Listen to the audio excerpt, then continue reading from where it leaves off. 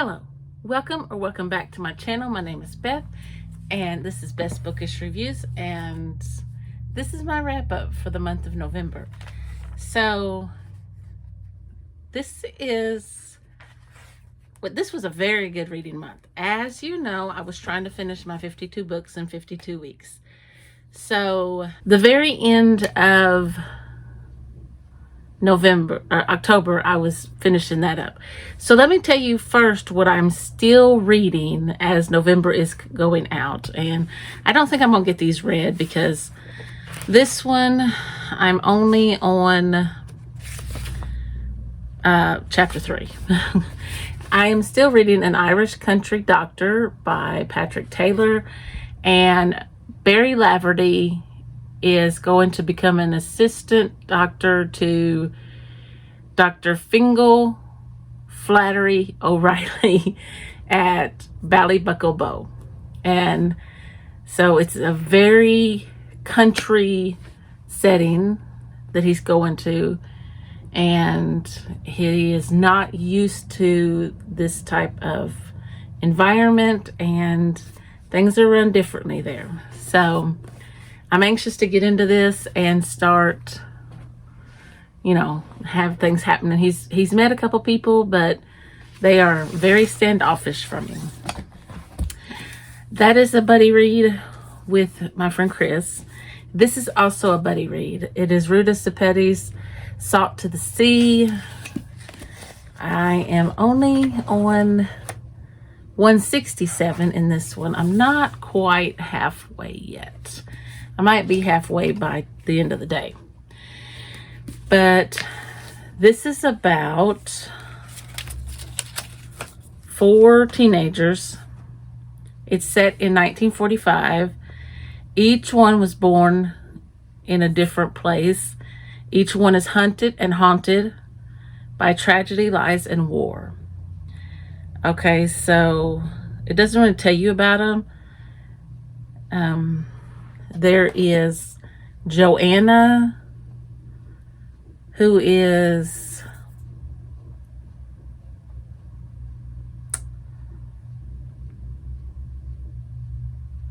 I'm not sure which one she is. One is on the ship. He's fighting, so kind of. One is acting as the nurse for the group that is traveling together. Florian is a soldier, but I think he's kind of, I don't know that he's a soldier, but he's dressed like a soldier, but he was doing something with somebody big, I think. But that's not really. Joanna is the nurse.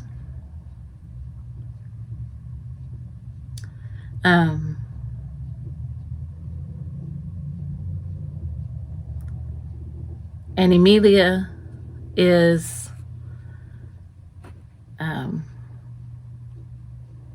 her secret has been found out at this point, but I don't want to give anything away. She is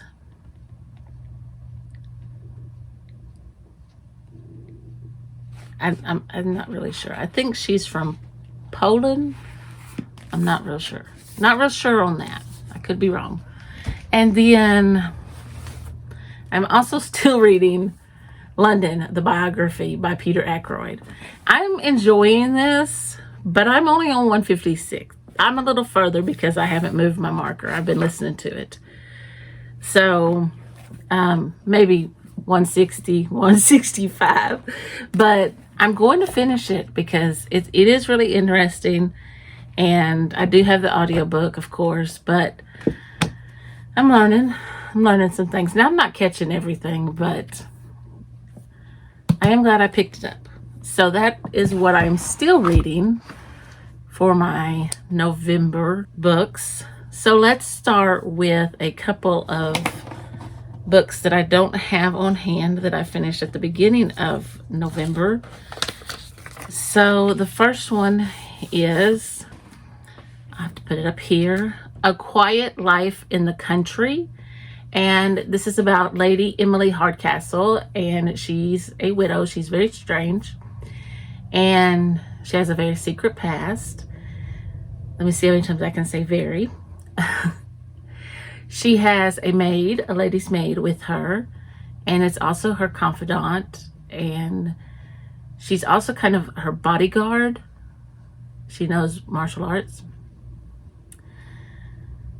It's 1908, and they've just moved from London to the country. Lady Hardcastle has moved to the country for retirement, but she is kind of forced out of it. There's a dead body in the woods, and the police are they're not going to get it right. That's the way it always is in these little cozy mysteries. So Lady Hardcastle makes some inquiries, and you know how it is. She does the detective work, and so I gave this 3 stars. It was a nice little cozy read, and I read this for my instrument on the cover. There's some kind of tuba or something on the cover. So my next read is, I'll put up here, Every Value Break. I'm not sure what prompt I was using to fill this. I read this one in one day. This is by Peter Swanson, and let me get this summary up here. And I like Peter Swanson, and I gave this 4 stars, and it says, a bride's dream honeymoon becomes a nightmare when a man with whom she's had a one-night stand shows up in this psychological thriller from Peter Swanson. Okay, so they don't go into detail with the one-night stand. It just, alludes to it. Abigail has fallen in love with a millionaire. Then she meets Bruce Lamb. Okay, and that she meets him the night before the wedding. So that is during her bachelorette party. Then this mysterious stranger appears, and I believe he's at the wedding, if I can remember correctly. And so, yeah, it's crazy. It's crazy. There's some twists and turns that you never see coming. And yeah, it's a good thriller. It's a really good thriller. Okay, then the next one I read was another thriller mystery, and I read it within 24 hours, and it's called Murder on the Red River. And I picked this one. It's an indigenous, it has an indigenous, that's what I read it for. But I was thinking when I picked it out, it was because the Red River, because we have Red River here, but it is not set in Arkansas. But it says it's set in the 1970s along the Red River Valley. Marcy R. Rendon's gripping new mystery, that's who the author is, follows the life of a young Ojibwe woman. I'm not sure if that's, people pronounce it differently, Ojibwe woman, as she struggles to come to terms with the callous murder of a Native American stranger, bringing to life the gritty, dark reality of a flawed foster care system and the oppression of indigenous people. So Renee Cash is what they call her, Black Bear. She's 19, she's tough, she's resilient, and she's lived there all of her life in Fargo. She's a sister, which is a sister city to Minnesota's Moorhead, and it's just downriver from the cities. Her life revolves around driving a truck for local farmers, playing pool, smoking, drinking, and solving criminal investigations through the power of her visions. She has one friend, Sheriff Wheaton, who's also her guardian and helped her out of the broken foster care system. So she goes around with him when there's been a murder or something and helps him kind of figure these things out. And I really enjoyed this. I gave this 4 stars. It was a really good read. And it is layered with, it says, together they must work to solve a murder across the cultures in a rural Midwest community layered in racism, genocide, and oppression. And it's really good. So that was all of my ebook, audiobook until for a while. So the next one I read was, well, I'd been reading this, Go Sit a Watchman by Harper Lee. And so Scout comes back. Jean Louise comes back. This is the second to Kill a Mockingbird. She's now 26 years old, and she comes back to visit her family. I'm sure she'd been back a few times. And she discovers that people aren't always what they seem to be. So it says, set against the backdrop of the civil rights tensions and political turmoil that were transforming the South, Jean Louise's homecoming turns bittersweet when she learns disturbing truths about her close-knit family, the town, and the people dearest to her. So her beliefs aren't the same as those she loves necessarily. She'd been raised thinking that the ones that she holds dearest to her don't believe the way she does. So it was really good. I gave it 5 stars. Very touching. A lot of race issues in there. And the scene that broke my heart is when she went to see the lady that used to work for them. So my next read that I finished was Tuesdays with Morrie. This is by Mitch Albom, and it is a true story. And so Mitch Albom had a professor, I'm guessing it is. Yes, it is a true story. So he said, this is his professor. Morrie was his professor, Morrie Schwartz.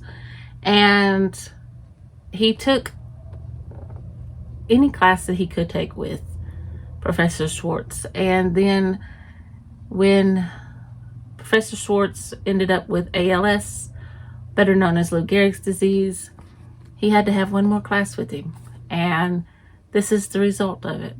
So very touching, very heart-wrenching, just a punch in your gut, just will bring tears to your eyes, make you laugh. And yeah, I loved it. And so really good book, has some really great quotes in it. The next was a recommend by a friend that I had put off for all year. It was one of the last recommends that I read. 3 of them I didn't read. The Hunger Games by Suzanne Collins. The kids read this, or they're reading this. I finally picked it up while they were reading it, read it. Took me 2 days. I just wanted to get through it. And so I gave it 3 stars. I don't like dystopian. Nothing is going to make me like dystopian. You can throw every book at me. It doesn't matter how well it's written. I am not going to like dystopian. I don't like the setting. It is too much like an end times book. I don't like end times books. So, I mean, I read it. It was good. It had its good points. If you don't know about the Hunger Games, this girl they have games. They have to survive. Everybody's supposed to die except one. Whoever's the last one standing is the winner. Girl's sister gets her name drawn. She volunteers as tribute. Oh, she's a hero. You know. I can't be excited for this. I mean, it was good. It was well written. It is what it is. I don't like dystopian. I'm sorry. Come after me. I can't make myself.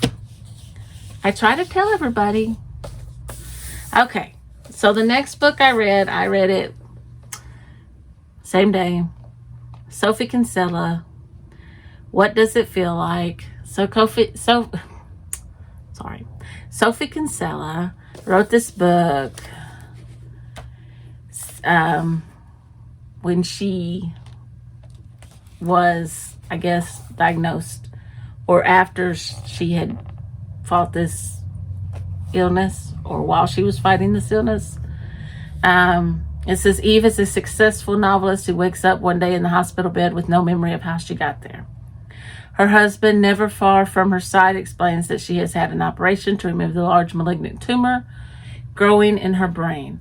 She has to learn to walk, talk, and write again. And as she wrestles with her diagnosis and how and when to explain it to her beloved children, she begins to recall what's most important to her. So she forgot everything.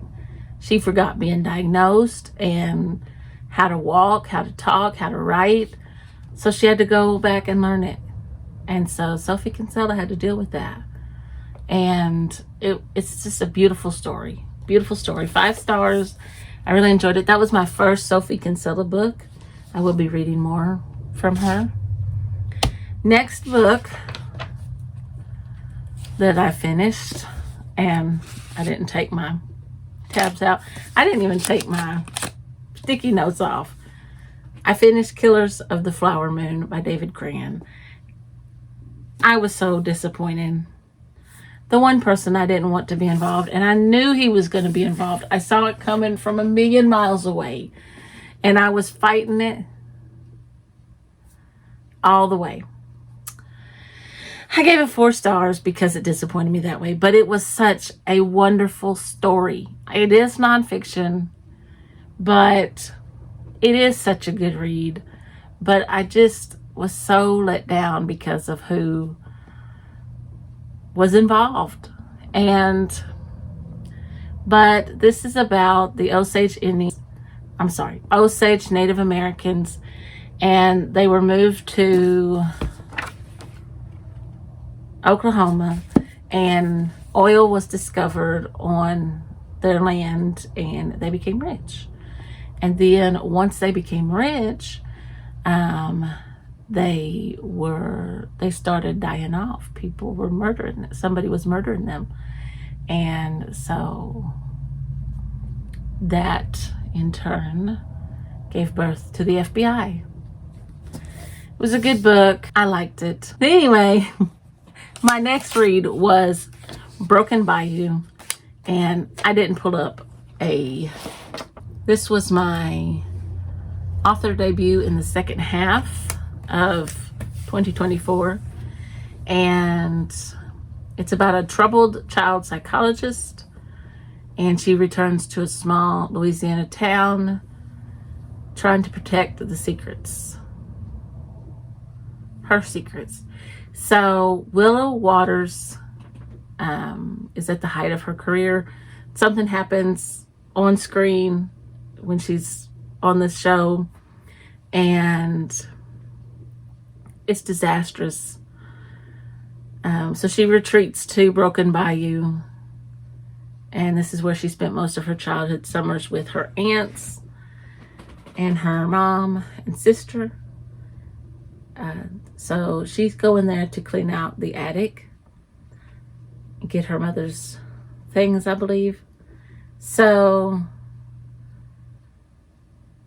she's not able to just get a clean getaway because people have already found out. But these mysterious barrels start showing up, and human remains are contained in these barrels. So could be something from her past as well. It was really good. I gave it 4 stars. I was not as lenient with my 5 stars this month.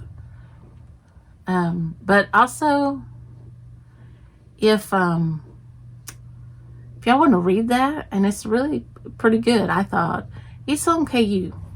It's on Kindle Unlimited. So My next book, I'm flipping pages. Nope, this one was next. Okay, was The Outsiders. And this was one of my cozy reads for November. And I guess it was my only cozy read.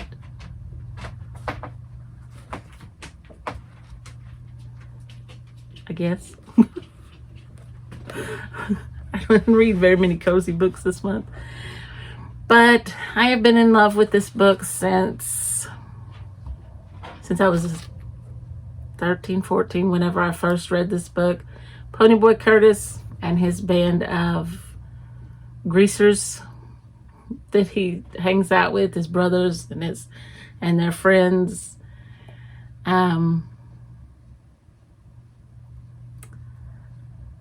He and his friend Johnny get into some trouble. They have to run away. Their friend Dally helps them. Awesome book. Always 5 stars. Never anything less. Then it's They Came to Baghdad. And so I'm just going to read the back. So Baghdad is holding a secret superpower summit, but the word is out and an underground organization in the Middle East is plotting to sabotage the talks. Into this explosive situation appears Victoria Jones, a young woman with a yearning for adventure, who gets more than she bargains for when a wounded spy dies in her hotel room. The only man who can save the summit is dead. Can Victoria make sense of his dying words? Lucifer Bashra Lafarge. I think I gave it 4 stars. I can't find my... Yeah, I gave it 4 stars. It was good. I think I kind of lost bits and pieces of it because I listened to the whole thing. I never opened the book. And I should have went back and read bits and pieces of it. I think this one's next. The Brutal Telling, Louise Penny. This is the next installment of the Armand Gamache series. I am not really sure what this series is called. I guess I could look it up, but it doesn't really say. I love these books. Louise Penny is a great writer. He has to go to Three Pines to, of course, solve a murder. And it's a hermit living in a shack. And nobody seems to know this person except one person in the village. Nobody knew he was there. And so he ends up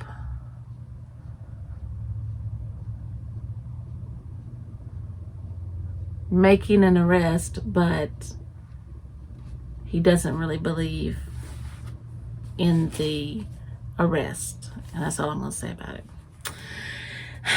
Okay, and then I'm going to go ahead and show this one. Wanted, Perfect Partner. This is by Debbie McComber. This is another friend recommend. This was my friend Mary's recommendation for me. This was really good, and I'm not sure how many stars I gave it because I can't seem to find it on my map. Yeah, on my there it is. 4 stars. So Meg Remington's daughter puts an ad in the paper or online somewhere, personal ad, and it's answered by Steve Conlon, but not really. Anyway, it's agreed that they're going to meet. So they meet at this restaurant, and then they kind of decide that they're going to get these kids back because it ends up being Steve's little sister that answered the ad. And they've been writing notes to each other back and forth, thinking that supposedly. Anyway, so it's really cute. Nice little love story. Loved it. And I was really happy to read this one. All right. Next, I'm not sure at this point. Chronicle of a Death Foretold by Gabriel Garcia Marquez. This is about a reporter, investigative reporter, going to a town 20 years after a murder was committed and learning about what happened. And supposedly this murder was all planned out, and this woman gets married and the husband brings her back in the wee hours of the morning, and she's told to tell who her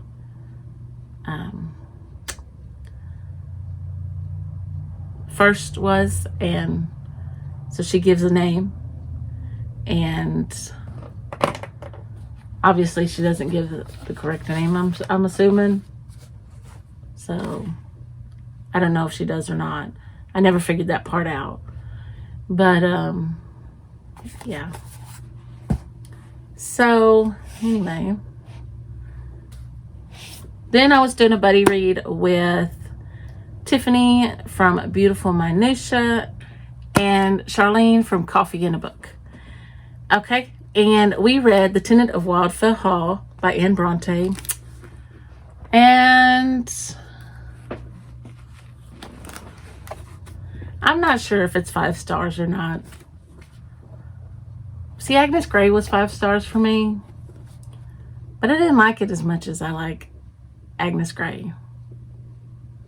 And it's sure not Jane Eyre, or even close to it. Okay, so I like the main female character. I liked Helen. I don't like the main male character. He gets too possessive, and she's not even his. You know? Oh, man. So this woman moves into Wildfell Hall, and what is his name? Gilbert. He's actually kind of seen somebody else at this point. Because back in those days, if you were visiting with somebody, you were kind of dating them. And so she's living in this house, and he starts going up to visit with her. He builds a relationship with her son, and I love that relationship. But then when he sees her with this other gentleman, he assumes that they are together. And so then some things happen, and then yeah, so she has to leave for something, and then we start getting her side of the story because she gives him her diary. So yeah, I know I didn't give very much away, but if you want to know more about it, Tiffany over at Beautiful Minutia has a vlog up with some spoilers in it, and just a really good video of this book, and she does a really good job explaining it, and all of her thoughts are my thoughts exactly. I mean, it was just like if we had the same mindset about this book. It was just uncanny about how we felt about this book. I mean, it was the same. Okay, so I would suggest you go watch her book, and I will link both of those wonderful ladies down below, and yeah, go check them out. So the next book I read was another book I put off. It was The Jerusalem Assassin by Joel C. Rosenberg. This book was definitely a 5-star. I read it. It took me a week, but once I got started in it, it took me about it was the first 4 days where I just kind of, just a chapter or two here and there. Once I got halfway, it didn't take me any time to finish it. This book is about Marcus Riker, who is Um, he's a CIA agent, but he actually works as like a Secret Service member for the president. And so the president wants to start working on a peace plan with Israel and, let's see, it doesn't say who all. The Saudis, Saudi Arabia, the king, and anyway, so they're all going to meet, and somebody is planning to kill them. And so it is so good. It is just beyond anything I've ever read. And it's like you have to know, and you keep going and the chapters are so short, like 2 pages. I mean, it's 3 pages, but it's like 2 half pages. So, I mean, it is amazing. And you're just like, come on, just give me an ending. Tell me what's going to happen. And yeah, it's really good. I enjoyed it. So let me read you a better synopsis for it than to tell you my own thoughts. It says, the enemy is invisible and moving fast. The body count is rising and time is running out. Oh, and they're using suicide bombers. And I'm going to give this part away. The bombs are planted inside of them, and they're not detectable. Marcus Riker has spent his entire career studying killers. One thing he knows for sure, a peace summit is the ultimate stage for an assassination. President Andrew Clark is determined to announce his historic peace plan from the Temple Mount in Jerusalem. But when senior American officials who support the plan begin violently dying, Clark orders Riker and his team of CIA operatives to hunt down those responsible and bring the killing spree to an end. The Palestinians denounce the plan. The Saudis signal they may be ready to forge a historic treaty with Israel. Could the Saudi king's support be the missing ingredient that will lead to peace at long last? Riker soon uncovers a chilling plot to kill the American president. A well-resourced international alliance is dead set against the peace plan. They will stop at nothing to strike a blow against the Americans and seize leadership of the Muslim world. With all eyes on Jerusalem and the president in the crosshairs, it's up to Riker to eliminate the terrible evil that's been set in motion. The fate of the region depends on his success. He has 48 hours. So then I read, and I haven't give this a rating or nothing. I survived the sinking of the Titanic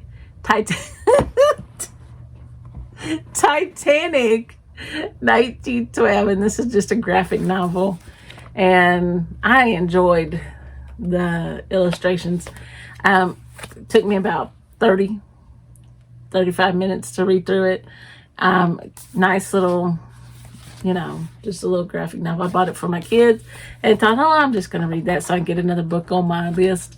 And yeah, I'll probably give it 3 stars at least.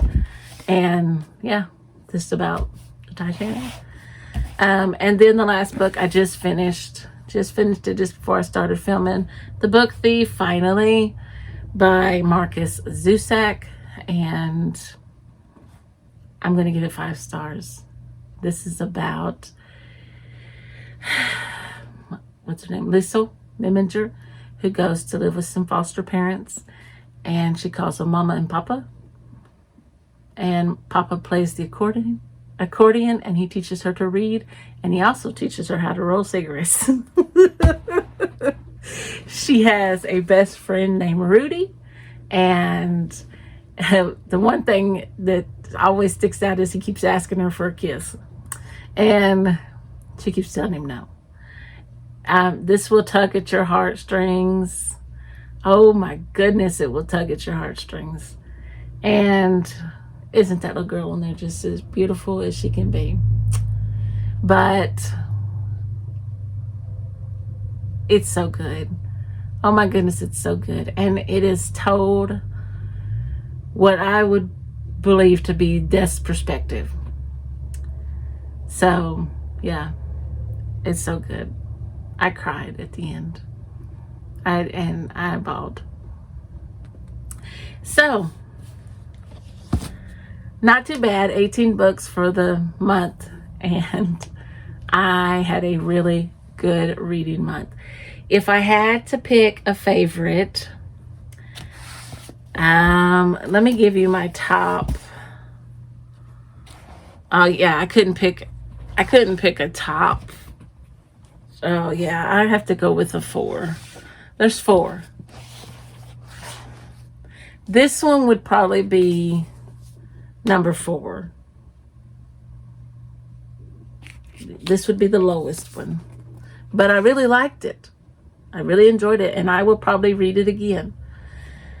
But I'm not sure that I could pick out of The Book Thief, The Brutal Telling, and Jerusalem Assassin.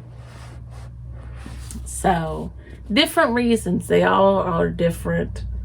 Like, this is a mystery and top tier mystery.